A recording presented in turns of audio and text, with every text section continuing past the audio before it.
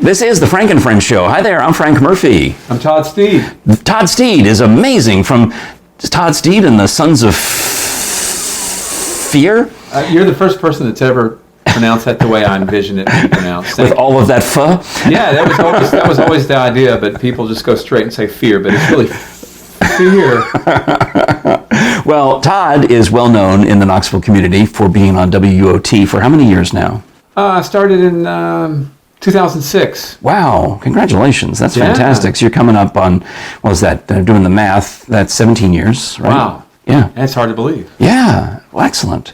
And also you're here because you've been inducted, you're being incarcerated, you're being chosen, you're being implemented. I think inducted is the word I'm looking for, into the East Tennessee Writers Hall of Fame. And congratulations. Thank you very much. I was an honor to be indicted. I think that's indicted, inducted. All the things you said. Yes, induced.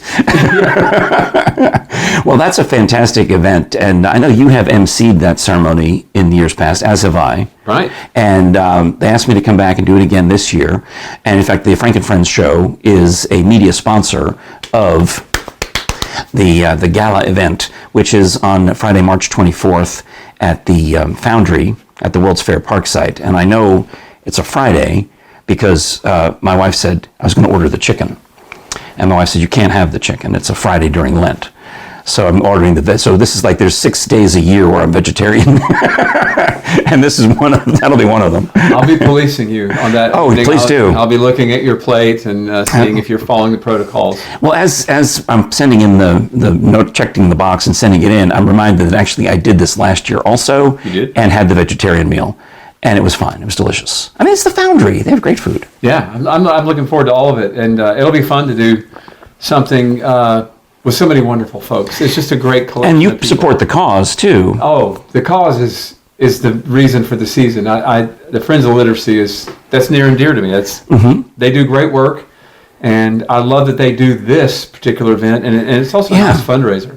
It is a great fundraiser for them. I mean, they used to do the Bachelor auction, and I don't know what I was supposed to do at the Bachelor auction one year except show up and walk on stage and represent the company I was working for, which was one of the sponsors. And it was, I was so out of place. It was a raucous event. That has been sunsetted. It's not, but meanwhile, the Hall of Fame induction, the East Tennessee Writers Hall of Fame has risen, because it used to just be a luncheon. It used to be the secondary fundraiser. Right. And it was a nice luncheon, and they'd have it over at the Lighthouse or someplace, and it was lovely. But now they make a much bigger deal about it, and you'll have not only just announcing the winners, but some of the past inductees will read their works, or in the case of our mutual acquaintance Scott Miller, he'll perform. And what do you do? You're being inducted. Are you doing anything in addition to that? If they ask me, I can serve food. I can clean plates. I was a busboy at Regus and Red Lobster, so I've got kind of a dual approach to bussing tables, whatever they need. Well, I meant I guess in future years they'll maybe ask you back to sing. Yeah, so you can sing the East Town Mall song or something. That's always a crowd pleaser. And I think I can get away with doing East Town Mall for another couple of years, and eventually people are going to go, What? What is you'll have to rewrite it to be Amazon shipping facility. That doesn't have the same... there's got to be something that rhymes with Amazon. There's got to be, Barbizon, no. Anyway. Teflon. Oh, that's good. Well, tell us about yourself. Go back a little bit. You've lived all over the place. You've been obviously here in Knoxville, for a significant amount of time. Yeah. What's your life story? Where'd you start? I started at St. Mary's Hospital. Yes, which is no longer there. You could write a song about that. Yeah, all the places. That's actually not a bad idea. This is how I know. All right, this is my idea. I'll give you this for the song. This is how I know I've lived in a place a long time, and I'm now coming up on 21 years in Tennessee. Because when you first move to town, anywhere, people will say, "Oh, it's where that old oak tree used to be that was hit by the lightning." You're like, okay, it's a tree, and it's not there anymore. Yeah. Or they'll say, well, it's where the old Bilo was, or the old Food City was, or the old whatever. And now in this case, the old St. Mary's Hospital, the old East Town Mall, the old thing, and that's kind of a way. Cumberland Avenue. Yes. But that's what I mean. There's a way. It's a way of giving driving directions before we all went Google Maps, and it would be, it's where the old blank was. Well, I'm not kidding. I'm going to go ahead and put this, make this official. So for next year's Hall of Fame ceremony, if they actually ask me back to play after hearing this idea, I'm going to do I'm going to write a song only to be performed that evening based upon this interview, and it's going to be called Everywhere Is Gone. Oh, see, this is great. Can I get like a quarter bit of credit for that? You can get, are you wanting royalties or just... No, I'm not worried about that. I thought it'd be cool to say that the only songs I've ever written before have been parody songs for the Front Page Follies. So I'm taking someone else's tune and changing the words to make them about a politician or about a Knoxville news event. But I mean, if I've given you a couple of suggestions, I could send you a few more and say, see if you can work any of these hit. And then, Yeah, let's do it. That's fun. All right, I'd be just not even a co-writer. It would be like... Inspired by. Like Inspired what would by be... Frank Murphy. Not the semis, but not the quarters, but, like it'd be down the bar a little bit. You'll be Ringo to my McCartney. He's the one, said, hey, it's been a hard day's night. And then McCartney goes, I'll be right. And John Lennon, I'll be right back. And there's a song. That's it. So Everywhere Is Gone. This is terrific. It sounds like a song that will write itself. And I'm going to go ahead and say it. I'm going to play it next year. I'm going to write it, and it's going to be a real song. It's going to have words and music in it. All the and even if they don't want you, the lobby at the Foundry is big enough that you could just set up and do it. Yeah, I did out in the parking lot. I'm not proud. Well, you're a huge Beatles fan, and that influenced you.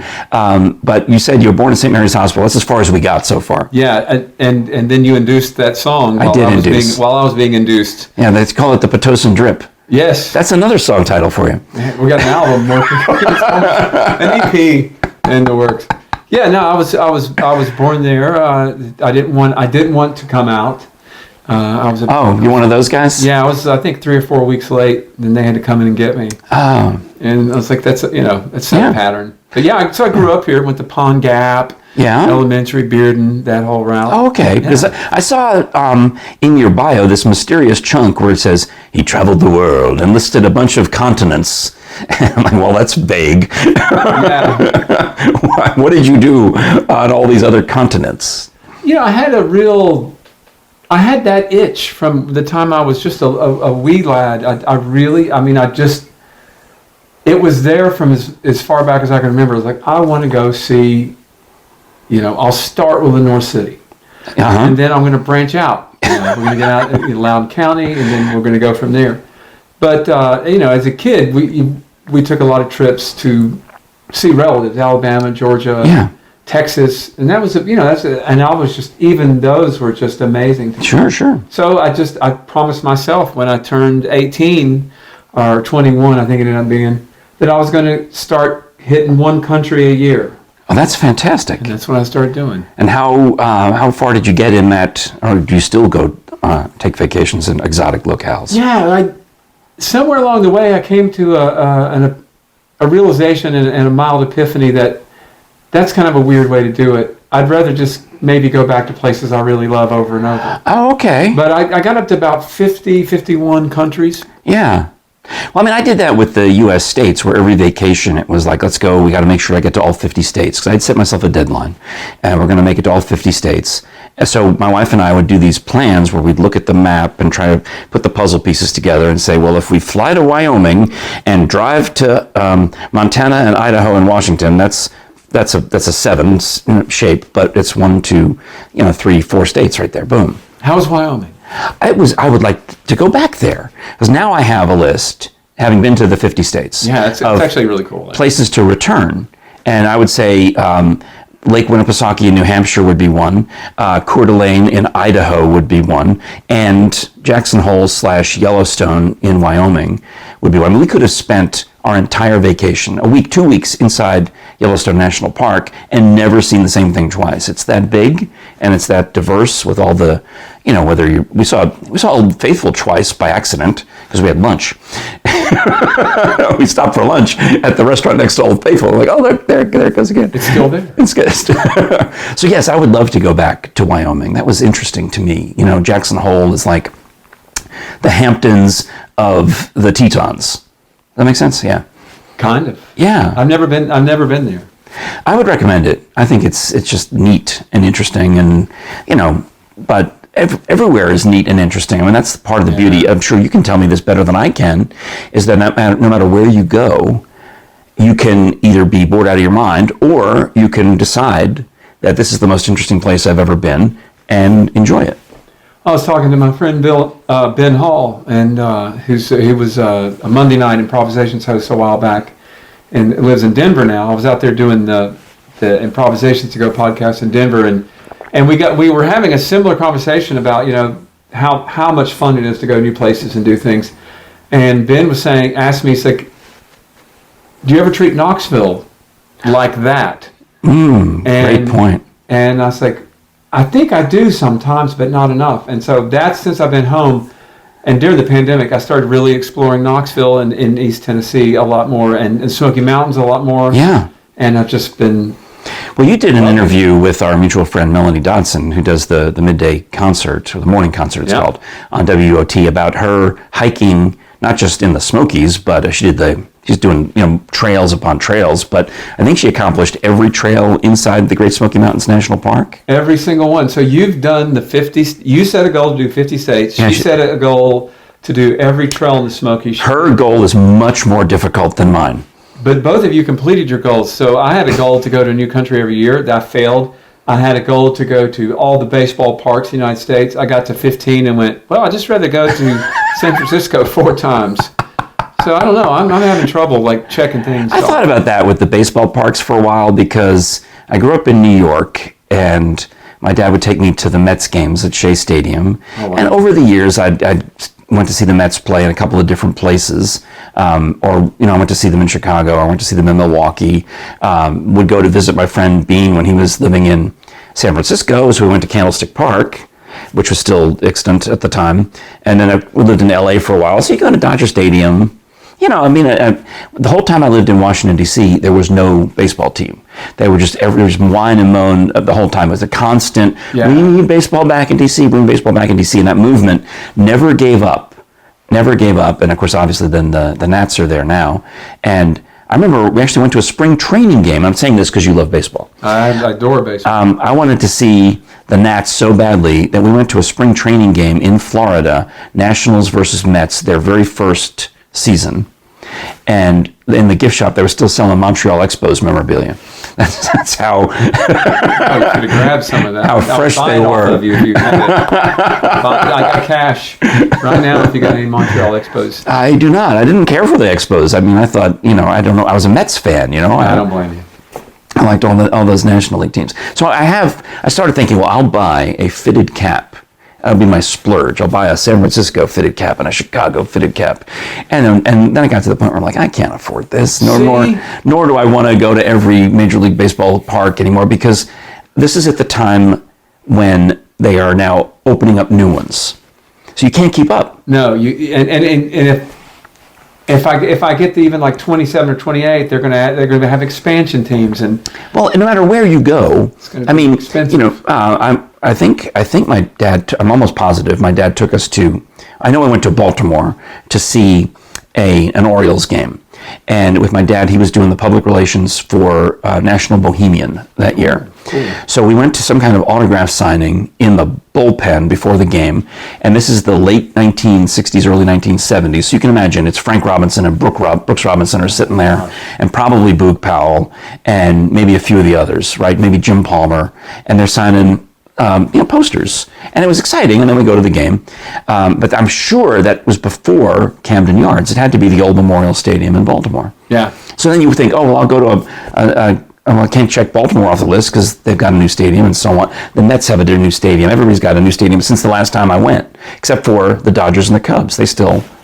That's right. Anyway, I'm still trying to figure out how to get to go see a game in Candlestick.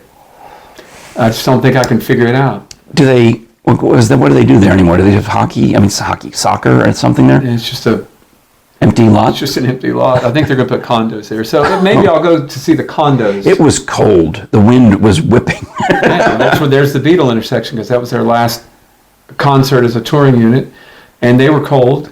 And Willie Mays and all those people talked about how cold it was there. It was funny because when they sold the idea to San Francisco, they took them all out there around 1 o'clock in the afternoon. Yeah. The sun was shining. Oh, This is beautiful. Yeah. And of course, the games, not always played at 1 o'clock. And then when they started playing, the evening winds came in. It was apparently miserable. So I guess it's okay. I missed it. That was my father's favorite team, was the New York baseball and football Giants. He was a Giants man all the way through. So his heart was broken when they left town. Yeah. And that's why he raised me as a Mets fan, so that I would be a National League fan. And I think... So your heart could be broken in other ways. Like just by losing so much. Exactly. 1969, Miracle Mets. That was my year. I loved it so much. I could tell you all the whole roundup, the whole lineup that year. But we would mostly go to see San Francisco Giants games. So, because Willie Mays was back to New York and he was playing against the Mets. Or Juan Marichal. I can picture Juan Marichal on the mound. And this is old-timey baseball talk. I don't know who's going to really... I guess I'll put that in the description. Watch out. Old-timey baseball talk. Warning. We're about to stop. Who's your favorite player?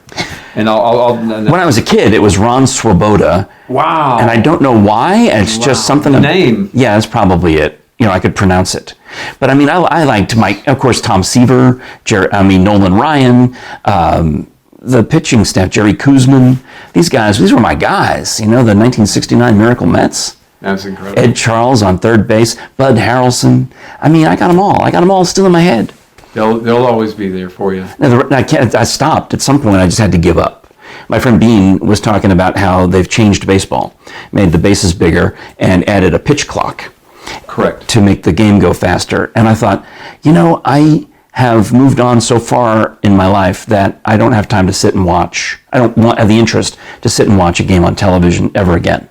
I'll go to a minor league game and have a great time, but I couldn't tell you who won. I can tell you that I went to see the Smokies and the Trash Pandas, and I had a lovely time.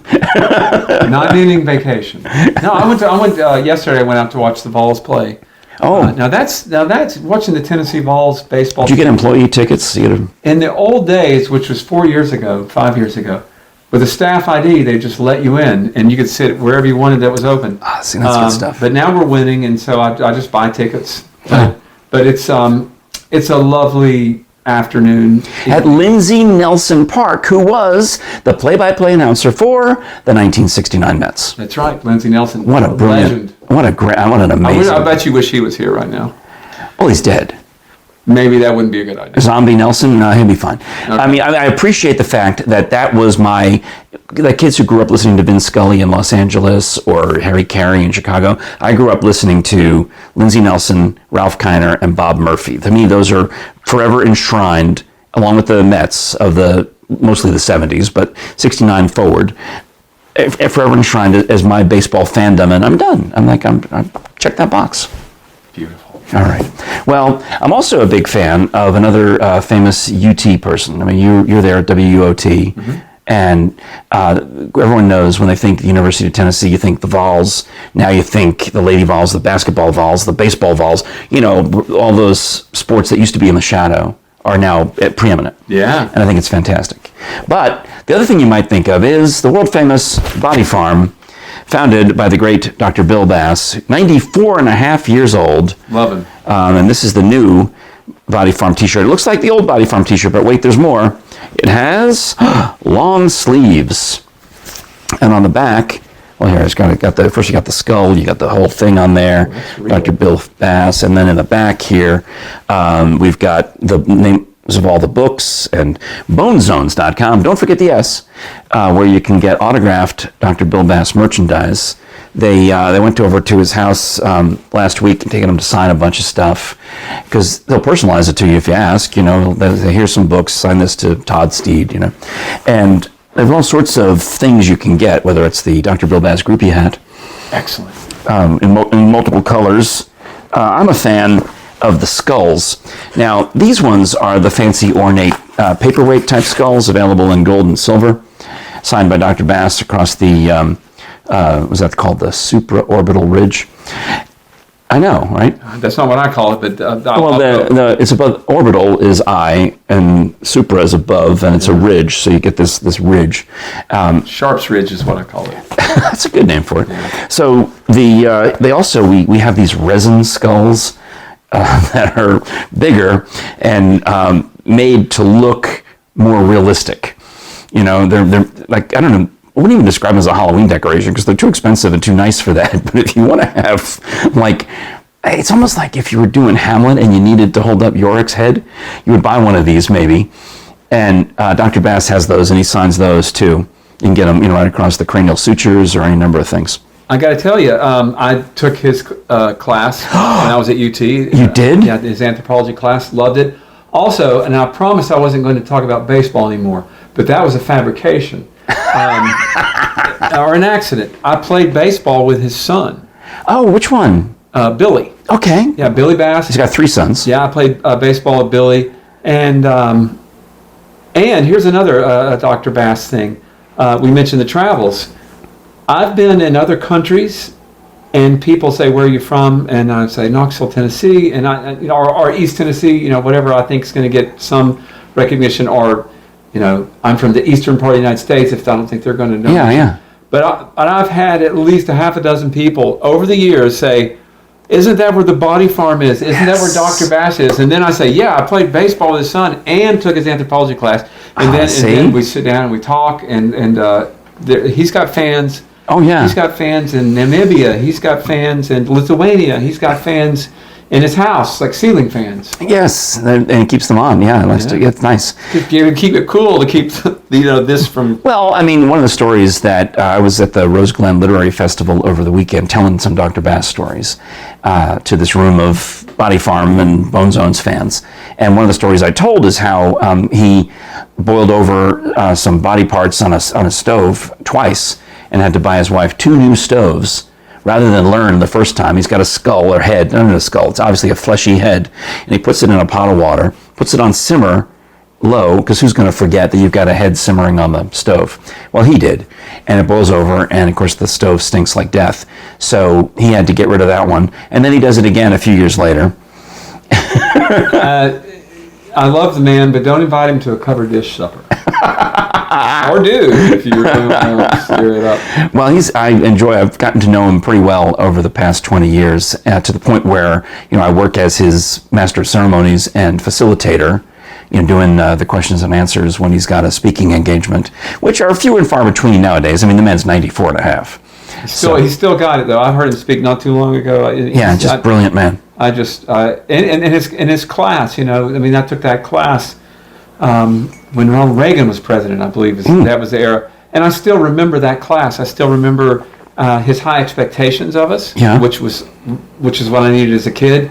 But just how brilliant and interesting his lectures were. You know? Well, he started teaching at UT when Nixon was president in 71. He started the Body Farm, as we know it, when Reagan was president in 81. Yeah.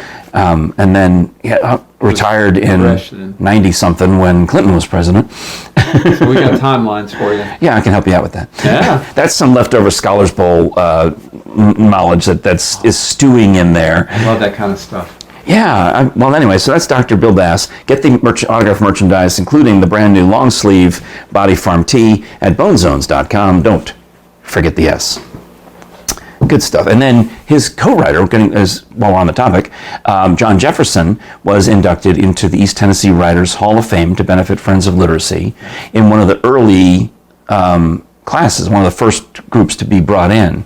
I don't remember the exact year, but I was looking it up online, the list of inductees, and it's so amazing. Oh, wow. I know. If I go to, etwriters.org is the website.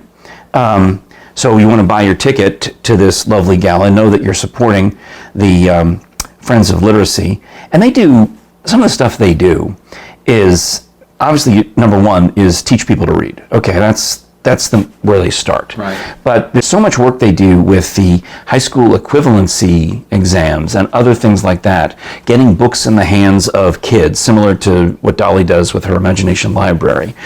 Proven ways of increasing literacy in our own community, just in East Tennessee. The other inductees this year are Catherine Landis, Betsy Pickle, Donna Doyle, Steve Wildsmith. You probably know him pretty well. Yeah, I know. Betsy Pickle was my editor at the Daily Beacon. No kidding. She gave me my first writing gig ever. The Bearden High Bulldog edition gave me writing. But she was my editor. So I was when I saw Betsy Pickle was going to be in there, I'm like, this is going to be great. And then RB and Scott, I think. Well, I'm going to mention also after Todd Steed as songwriting, Lifetime Achievement this year is Charlie Daniel, and then Robert Cumming gets an Outstanding Contribution Award. Ashley Latimer is the Emerging Writer Award. Plus, there's some posthumous inductees, which I need to find on a different page because it includes my friend Brandon Gibson, the Everly Brothers. So you were saying that when you saw that Steve, what was it, Betsy or Steve, or who else were you asking about? Yeah, Betsy. So Betsy was my editor at the Daily Beacon. I went in there, just like a little puppy, and I said, I want to, do music, and she's like, okay. And then she had me go out and review Jimmy Buffett and Sha Na Na and all these things, or write album reviews, and I thought, well, this is fun, Yeah. I actually really I'm a songwriter, I guess, is my main writing, but I actually really like to write, and so that's another reason this is an important event for me to always enjoy. And then Steve Wildsmith, he's actually. If you don't know Steve, I have a feeling whatever his speech is going to be great. He just has this touch. Well, based on what he puts on social media, based on what he, I've known him several years too because he's written articles about things I've done, mostly with the comedy improv of Einstein Simplified. Yeah. He's written about that or some other thing, and he's got an edge to him because of his personal life story, as he loves to talk about how he overcame his addiction. Or I guess he wouldn't say that. He would say recovering addict, even though it's been years and years, and he's a success story.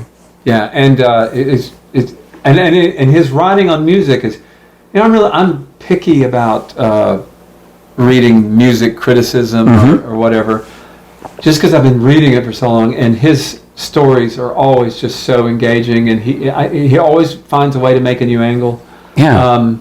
Everly Brothers, just to be... You're in the same category as the Everly Brothers. I just don't even... And Scott Miller. Yeah. RB.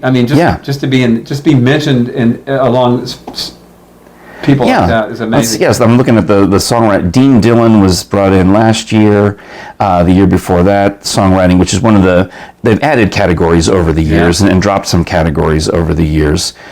Sarah Perkle was in songwriting. Karen Reynolds was in there. There she is. Yeah. I think I emceed that year that Karen Reynolds was inducted. I'm fairly confident because... that's good stuff. Where's the other one? Oh, Scott Miller, there he is. Yeah, I can't wait to see all these people. And the event itself is so. It's like a party. It's a PP. It's a positive party. Like I always come away. I'm not kidding. Like every time I walk out of that event, I always I find a book. Yeah.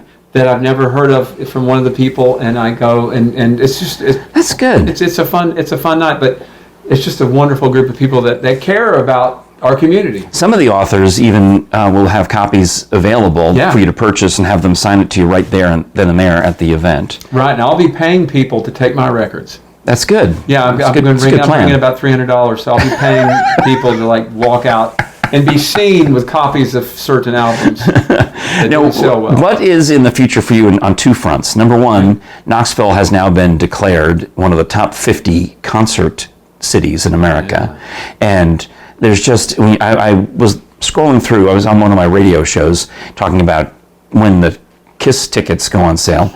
And I went to Thompson Bowling Arena and I'm like, wait a minute, what? I knew all these people were coming, but when you see it all in a chronological list from now till the next 6 months, you're like, oh wow, that's a lot. It's amazing. And those are just the big shows. I mean, you're working at WUOT, you're aware of all the shows. Yeah, and I love the big shows, and the little shows. But it's having grown up in Knoxville, and when Jimmy Carter was president, having to wait months for a good show to come through. Okay, well, here's Muddy Waters with Eric Clapton.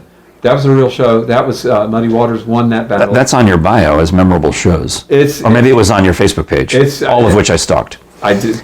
And likewise, I've stalked.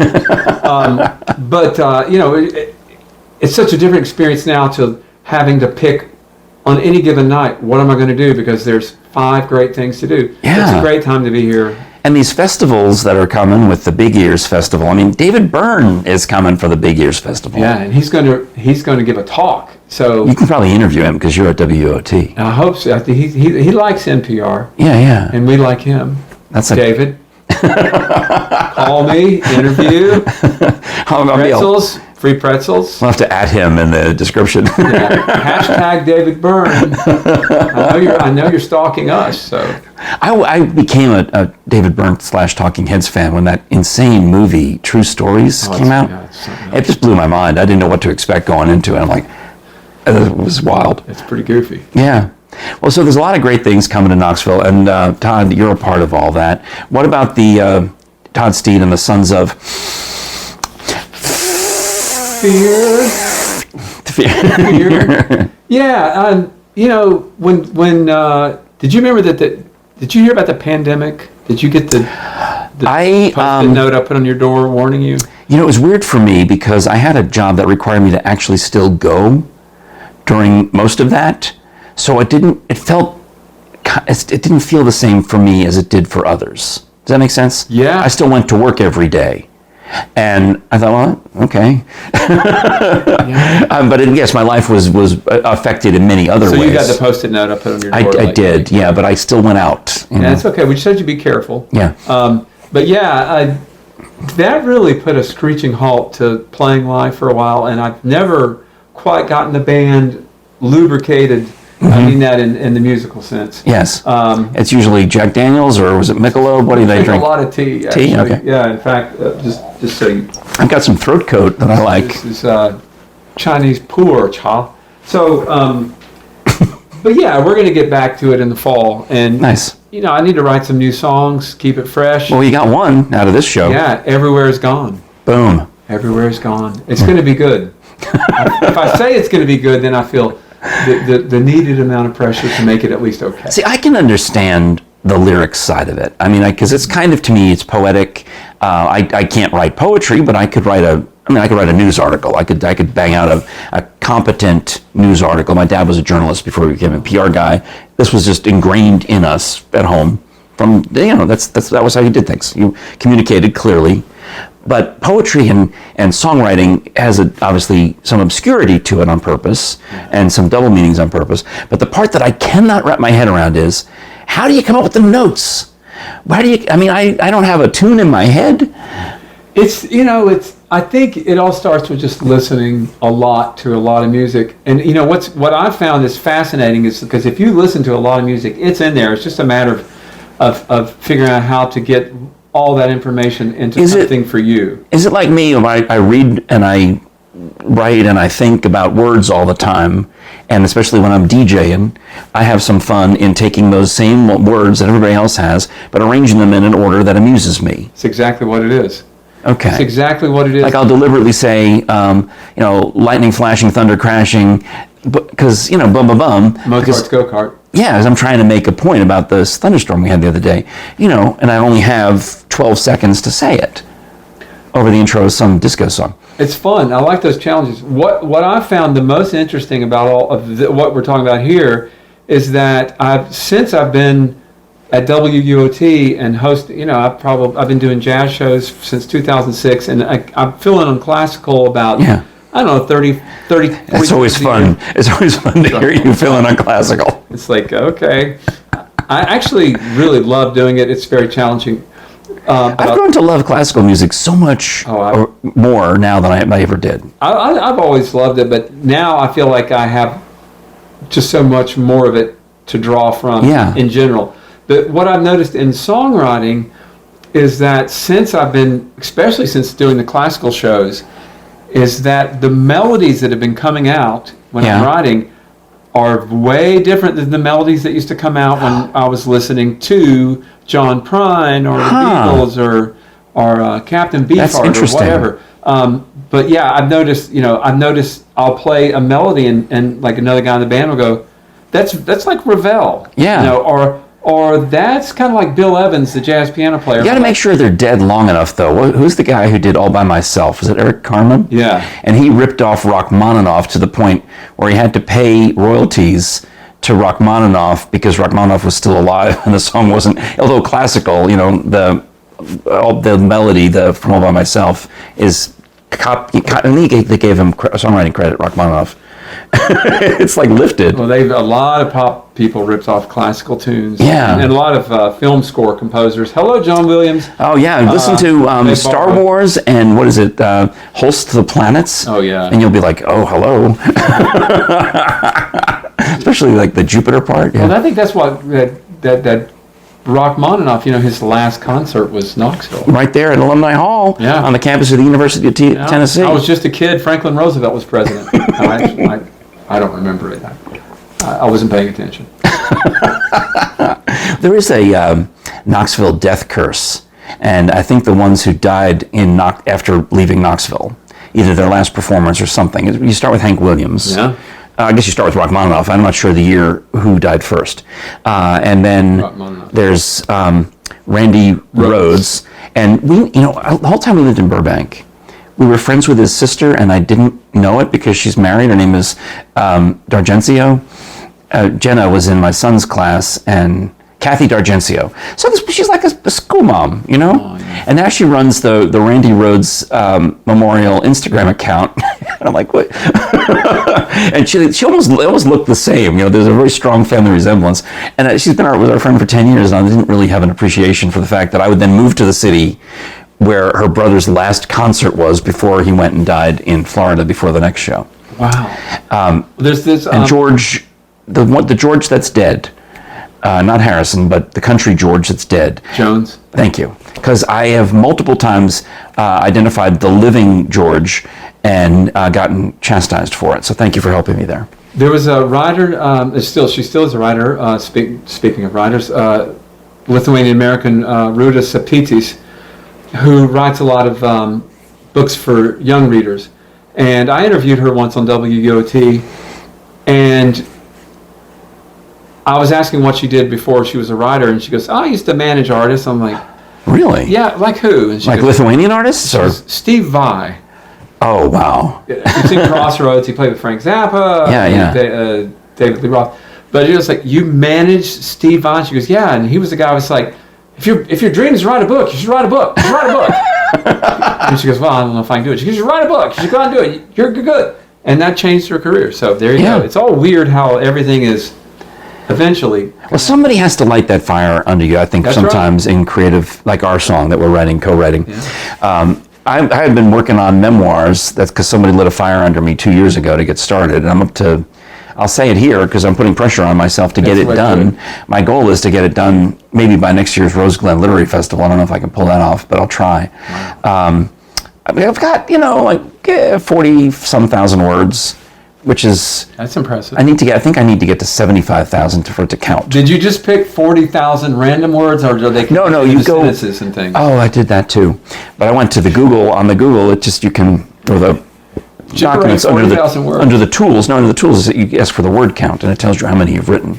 But there's a lot of ums, ands, ors. You count those? Well, I have to. The Google doesn't know the difference between or and some important word. Alexa, remove conjunctions. I couldn't find conjunctions on your list. Thanks for that. On that happy note, I think my book is done. Hers is just beginning.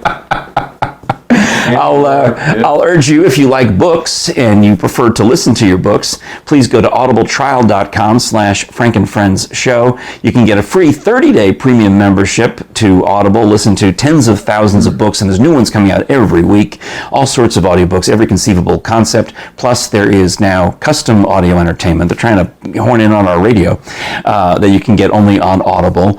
And with that free 30-day premium membership, you get a monthly credit, so that during that free time, you get 1 credit for an MP3 download, which means instead of streaming the books, you can keep one on your personal devices forever and ever and ever. So be sure to take advantage of that. And when you continue on as a premium member, you'll get another MP3 credit every month. You can use them per month, or you can bank them, because some of the things cost 2 credits or 3 credits. That. Yeah, oh, you know. Yeah, I'm a big fan.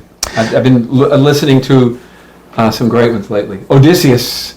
Oh, really? The Odyssey. Yeah. Like hardcore stuff. Yeah. That's the thing. It's like when I try to read, and I love to read, but that particular book, I was like, I need help.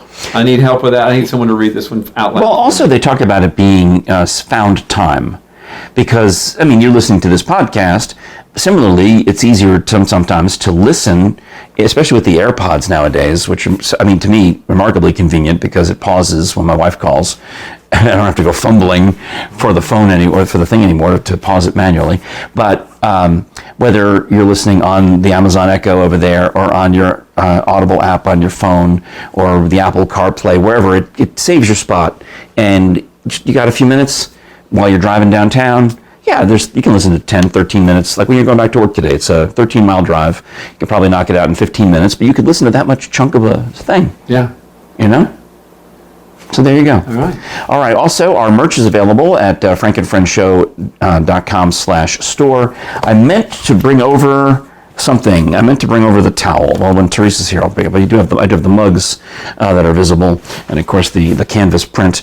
And there's hats. There's bucket hats. There's non-bucket hats. Unflammable. I think just buckets. I think I need to just get regular buckets. I could use with the logo on them. They're very useful, the buckets. All sorts of things, but you can get those, and you're supporting the show, helping us to pay for those rechargeable batteries or whatever else I need for supply-wise. And I thank you very much for watching, listening, sharing, subscribing. Most of all, ringing that bell and subscribing on the YouTube. We are so very close to the 1,000 subscriber deadline goal. Gotta get it. So if I can get Todd to subscribe, I'm in. that's another benchmark right there. And then he can go while all the WUOT hosts are on the air, borrow their phones and secretly subscribe to the Frank and Friends show on YouTube. Do you mind? They'll love it. I mean, especially like Melanie and Greg and those guys. Yeah. They'll be very excited about it. I'm all about pushing the right button. That's what radio people do. Well, Todd Steed, I'll see you on March 24th at the East Tennessee Writers Hall of Fame induction ceremony. Congratulations on your songwriting award, well earned and deserved. And you're in some fairly wonderful company, rarefied company. Alexa, say thank you in Greek. Thank you.